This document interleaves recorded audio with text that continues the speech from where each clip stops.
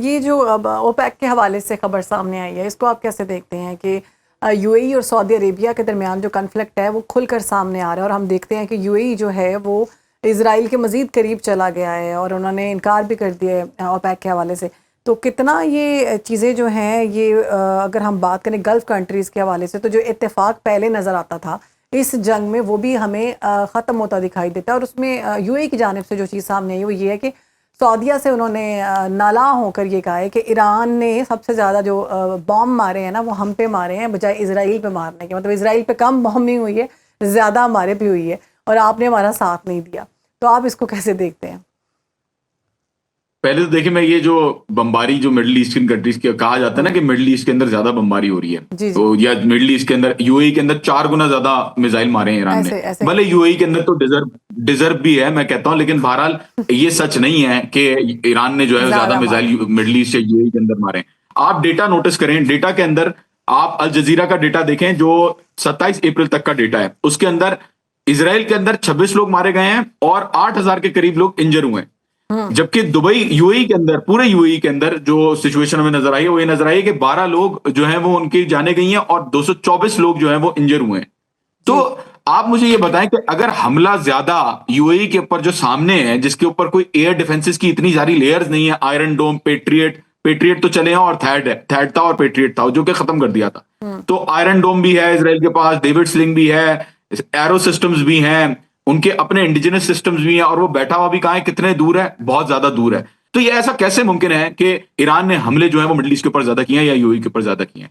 दूसरी बात अगर हम बताएं तो ओपेक का जो ये सारा मामला है, दूसरी बात अगर मैं बताऊं ओपेक की जो बात है, देखिए ये सिर्फ ओपेक तक ही मामला, ये तो ओपेक जो है वो सिर्फ देखा जा रहा है कि ये रिएक्शन है या ये एक तरीके का ये एक कॉज एंड इफेक्ट जिसे हम कहते हैं, ये एक इफेक्ट नजर आ रहा है हमें। ओपेक की जो प्रोडक्शन की रिक्वायरमेंट्स हैं उसमें अभी तक यूएई ने कोटा पूरा इस जंग के दौरान नहीं किया। 1.5 मिलियन बैरल पर डे की रिक्वायरमेंट तो नहीं, कोटा में वो शॉर्ट फॉल आ रहा है यूएई का।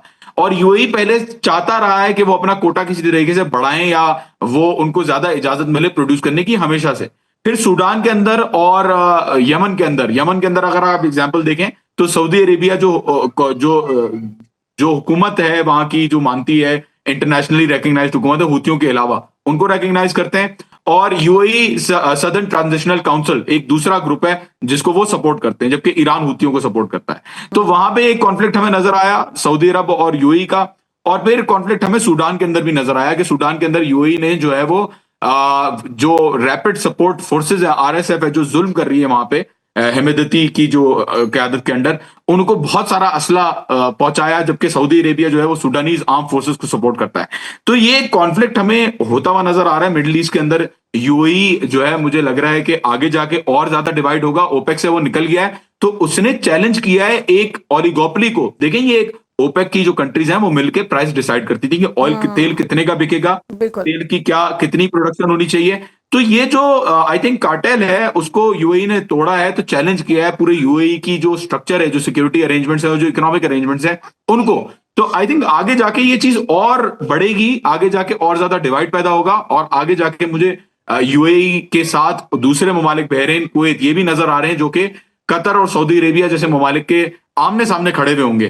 तो ईरान ने इस चीज को आई थिंक मजबूर किया है यूएई को क्या, वो तो इजराइल के कहने पे मेरे ख्याल में या अमेरिका के कहने पे उन्होंने ये फैसला लिया है। और आई थिंक आगे जाके डिवाइड और ज्यादा बढ़ने वाला है। लेकिन नुकसान किसको होगा अगर ये जो फैसला? इससे नुकसान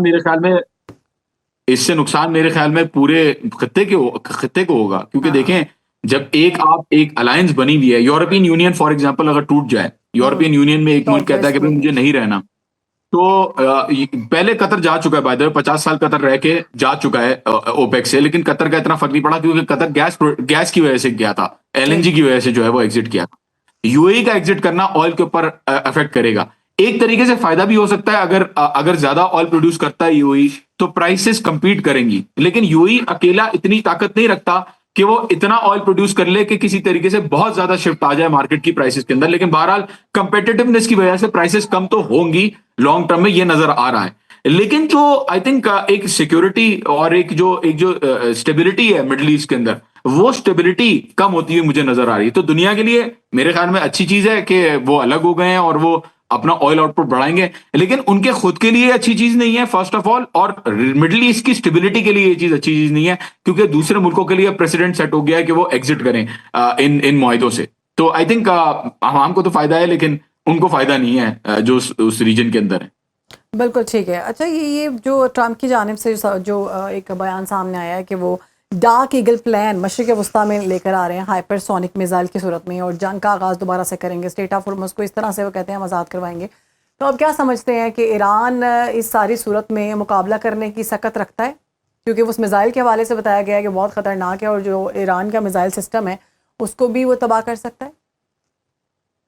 जब 12 दिन की जंग इसराइल के साथ हो रही थी तो कहा जाता था कि ईरान आयरन डोम जो है वो बड़ा खतरनाक है, वो एक भी जी मिसाइल जी, नहीं आने देगा। ऐसे ही और हमने देखा कि वो लेजर, बाद में देखा कि कोई लेजर भी आ गई है जो अभी तक नजर नहीं आई है बाय द वे, कि वो $2 के अंदर जो है वो मिसाइल गिरा देगी और नजर भी नहीं आएगा।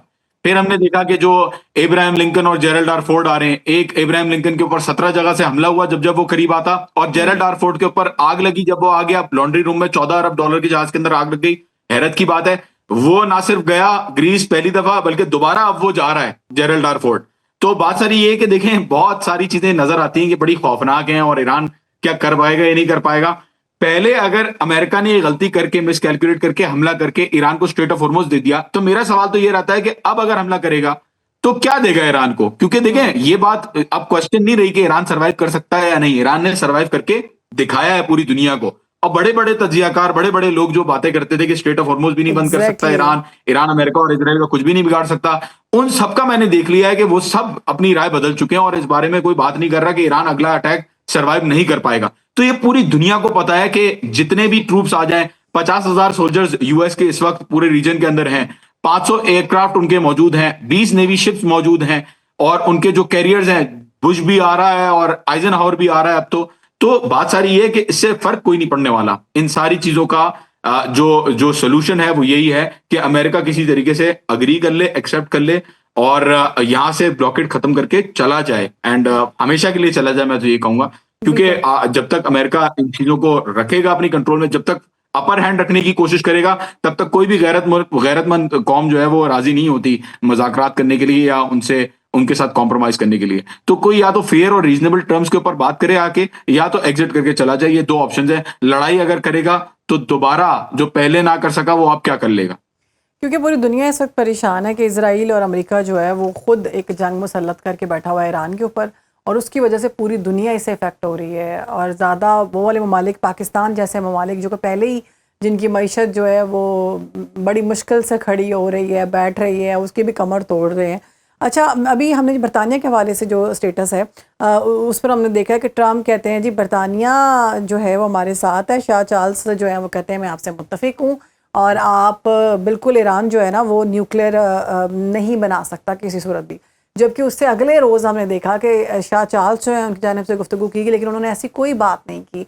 पहले भी हमने देखा कि जब बरतानिया की जानिब से कहा गया कि हम किसी सूरत भी किसी भी जंगी कार्रवाई में आपका साथ नहीं देंगे, और ट्रंप उस वक्त सारे ममालिक जो थे, जो नेटो में भी थे, उनसे भी रिक्वेस्ट करते रहे कि हमारी मदद करो, सब जो अपनी बहरी जहाज़ भेजो।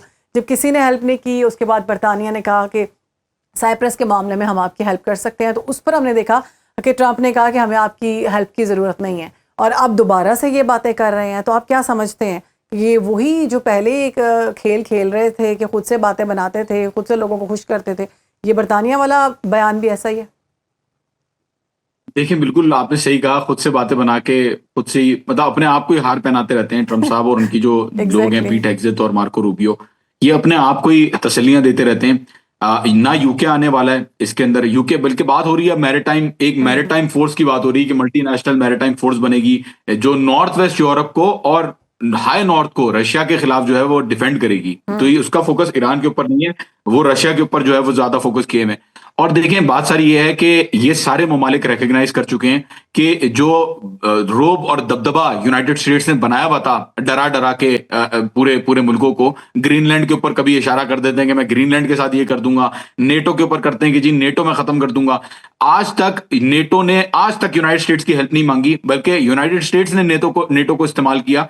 जो जंग हुई थी अफगानिस्तान के अंदर और इराक के अंदर जो जंग हुई थी, उसके अंदर हमने देखा, इराक के अंदर पर्टिकुलरली जो हुआ वो हमने देखा कि नेटो कि उन्होंने यूज की। तो देखें यहाँ पे जो यूरोपियन ममालिक हैं, ना सिर्फ वो बल्कि आप छोटे छोटे, अब तो छोटे छोटे मुल्क बोलना शुरू हो गए हैं जो अमेरिका के सामने जिनकी कोई पावर नहीं है एज सच। एग्जैक्टली। तो वो साउथ कोरिया को बोलना शुरू हो गए, वो ताइवान को बोलना शुरू हो गए, उन्होंने ऑस्ट्रेलिया तक को नहीं छोड़ा कि ऑस्ट्रेलिया ने भी मेरी बात नहीं मानी। तो ये अपनी तरफ से जो बोलते हैं कि ये मुल्क मेरे साथ है, वो मुल्क मेरे साथ है, हमें तो बयानात से नहीं नजर आता। भले कोई खुश करने के लिए उनको बोल दे कि जी बहुत अच्छा काम कर रहे हैं, ईरान के पास ये नहीं होना चाहिए, ईरान के पास वो नहीं होना चाहिए। अभी आप प्रैक्टिकली देखें तो स्पेन अपनी एम्बेसी खोल चुका है यहाँ पे, स्विट्जरलैंड अपनी एम्बेसी दोबारा खोल चुका है, यूरोपियन कंट्रीज के जो ममालिक पहले जेट फ्यूल नहीं देते थे वो पूछ के ईरान से जा रहे हैं स्ट्रेट ऑफ हॉर्मुज के थ्रू। फ्रांस कह रहा है कि आप स्ट्रेट ऑफ हॉर्मुज का मसला ईरान को लिए बगैर हल नहीं कर सकते, उनसे ले नहीं सकते। तो हमें ओवरऑल एक रवैया यूरोपियन कंट्रीज की तरफ से, एक बहादुरी, आई थिंक ममालिक अब बहादुरी दिखाना शुरू हो गए हैं जब उन्होंने देखा कि ईरान जैसी जो छोटा सा मुल्क है अमेरिका के सामने, वो अगर अमेरिका को इतना टफ टाइम दे रहा है और हरा रहा है। तो का स्टेटमेंट देखें, जर्मनी के चांसलर हैं, उन्होंने कहा कि ईरान ने जलील करके रख दिया अमेरिका को, और बाद में ट्रम्प नाराज हो गए, कह रहे हैं फ्रेडरिक मर्ज तो ऐसा है, जर्मनी तो वैसा है, तो जर्मनी के साथ मैं ये कर दूंगा। बात सारी ये है कि ये सारे मुल्क अब रियलाइज कर रहे हैं कि अमेरिका जो अपनी पावर दिखाता है वो असल में पावर नहीं है, वो तो प्रोजेक्ट करने की कोशिश करता है कि मेरे पास ये है, मेरे पास वो है, खिलौने दिखाने से कुछ नहीं होता।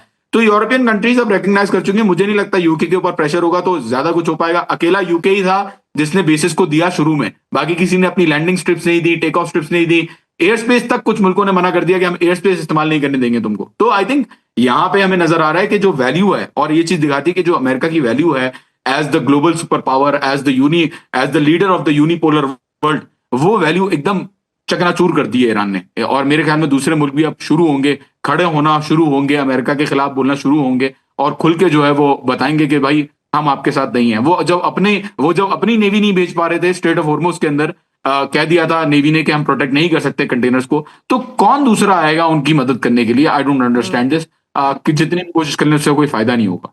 बिल्कुल, ये तो बहुत क्लियर बात है कि हमने देखा कि जिस तरह से वो ट्रम्प पहले तकब्बुर और गुरूर के साथ बातें करते थे बहुत बड़ी बड़ी, वो सारी दुनिया के सामने ईरान ने जो है ना चेहरा इनका दिखा दिया कि कितनी इनके अंदर पावर है और क्या ये कर सकते हैं। सिर्फ गीदड़ भुक्कियों तक की बात है।